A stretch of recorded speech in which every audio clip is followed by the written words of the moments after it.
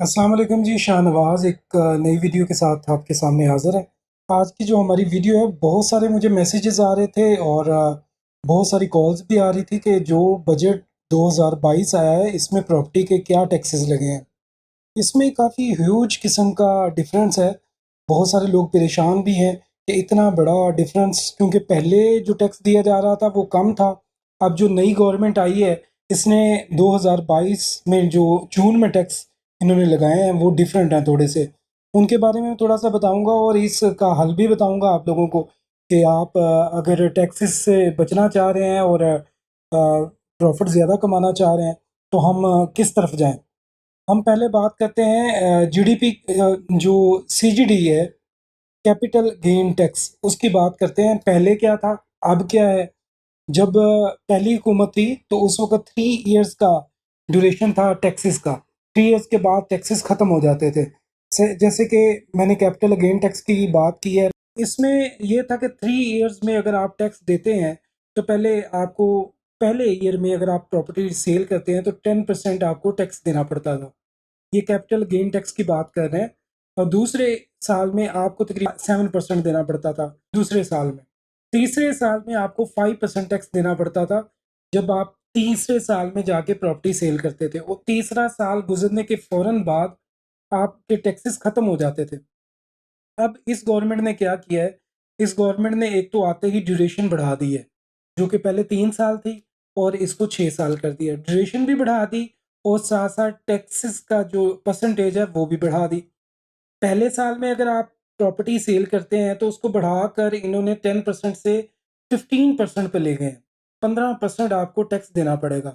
दूसरे साल में 7% था, जो कि पहली गवर्नमेंट में था। तो अब इस गवर्नमेंट में जो 2022 है, इसमें 12.5% टैक्स आपको देना पड़ता है कैपिटल गेन टैक्स की मद में। दूसरे साल में 12.5% टैक्स देना पड़ेगा। तीसरे साल में आपको तकरीबन 10%, जो कि पहले 5% था, डबल हो गया, 10% देना पड़ेगा। अगर अब चौथे साल में 7.5%, पाँचवें साल में आपको तकरीबन 5%, छठे साल में आपको 2.5% तकरीबन टैक्स देना पड़ता है। ये ह्यूज डिफरेंस है। और छठे साल के बाद आपके टैक्सेस माफ़ हो जाते हैं। ये कैपिटल गेन टैक्स में इतना ज़्यादा फ़र्क आया है, जिससे इससे बहुत ज़्यादा फ़र्क पड़ेगा। वो भी मैं आपको बताता हूँ कि किस तरह इसमें इकोनॉमी पे फ़र्क पड़ेगा, रियल एस्टेट का कारोबार है उस पे कितना फ़र्क पड़ेगा, और जो रियल एस्टेट के लोग हैं उनकी इनकम पे कितना फ़र्क पड़ेगा, ये हम सारा कुछ इस वीडियो में डिस्कस करेंगे। अब आ जाते हैं अब एडवांस टैक्स के बारे में। नॉन फाइलर और फाइलर पे जो टैक्स लगता था, पहले फाइलर पे पहली गवर्नमेंट जो है वो 1% टैक्स लेती थी, नॉन फाइलर पे 2% टैक्स लेती थी। अब जो है वो फाइलर पे 2% टैक्स कर दिया है और नॉन फाइलर पे 5% टैक्स कर दिया है। इससे इन्होंने क्या किया है कि इन्होंने प्रॉपर्टी से ये जो इन्वेस्टमेंट है वो निकाल कर दूसरी जगह पे ले जाने की कोशिश की है, लेकिन इससे बहुत ज़्यादा नुकसान होगा। वो इस तरह नुकसान होगा कि प्रॉपर्टी का जो एक शोबा है वो मुकम्मल तौर पर स्टक हो जाएगा। इससे अनएम्प्लॉयमेंट बढ़ेगी। जो लोग प्रॉपर्टी का काम करते हैं, शायद उनको आता ही प्रॉपर्टी का काम है, तो वो कैसे दूसरे जिनकी एज ही 40 ईयर्स या 50 ईयर्स हो गई है, वो प्रॉपर्टी का काम कर रहे हैं और अब आके वो कैसे अपना कारोबार चेंज कर सकते हैं।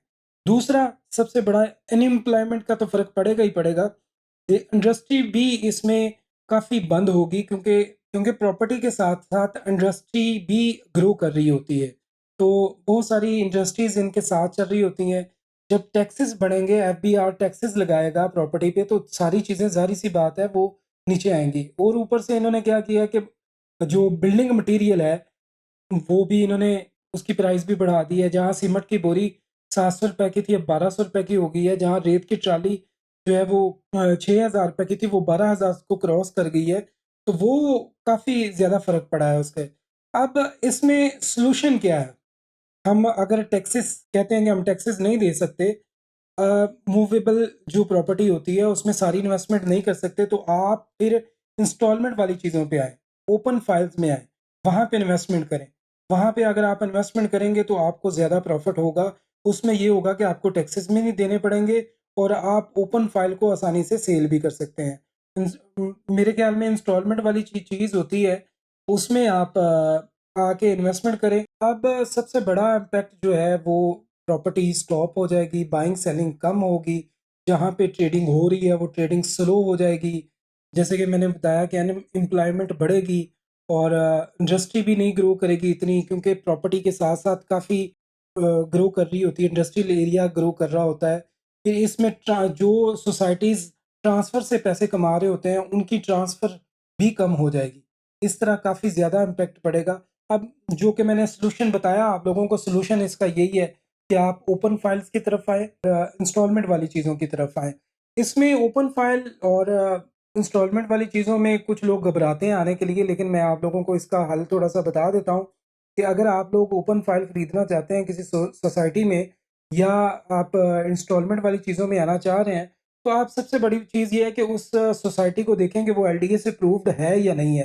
ये सबसे बड़ा फ़र्क होता है। दूसरा, आप जो डेवलपर होता है उसकी साख को भी देखें, वो कैसा काम कर रहा है, उसके पहले प्रोजेक्ट कैसे हैं, क्या वो उसने टाइम से डिलीवर किया है या नहीं किया। तो ये चीज़ें आप मद्देनज़र रखें।